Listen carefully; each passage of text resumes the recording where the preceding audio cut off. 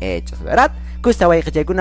Así que estos sufijos validadores lo utilizamos cuando nosotros hablamos con certeza sobre los hechos, ¿no? Como ya les dije, el sufijo validador n utilizamos cuando la palabra termina en vocal, y si termina en consonante utilizamos o empleamos el sufijo validador mi. Ya, así que empecemos. Por ejemplo, ¿no?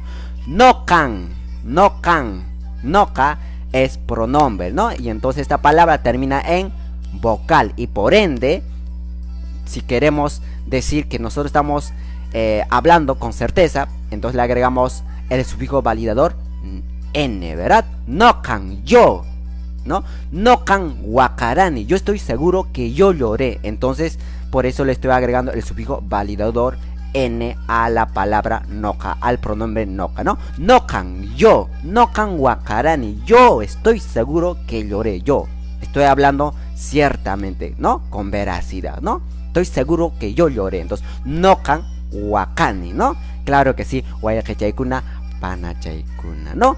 Claro que sí. Kanmi, por ejemplo, kan, el pronombre kan termina en consonante, y nosotros dijimos que si la palabra termina en consonante le agregamos el sufijo validador mi. Entonces digo kanmi wakaranki, yo estoy seguro que tú lloraste. Entonces como yo estoy seguro que tú lloraste, es por eso que yo utilizo este sufijo validador mi, ¿no? Kanmi, tú, yo estoy seguro que tú lloraste. Kanmi wakaranki, yo estoy seguro que tú lloraste, ¿verdad?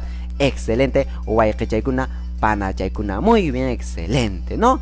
Kusa, ¿no? Claro que sí, excelente, ¿no? Kanmi, porque como sabemos, kan es tú, ¿verdad? Y si yo quiero decir, yo estoy seguro que tú lloraste, ¿no? Que tú lloraste, entonces digo kanmi wakaranki. Pero si bien es cierto, podemos también decir kan wakaranki, tú lloraste, pero no estoy afirmando que yo estoy seguro que tú lloraste.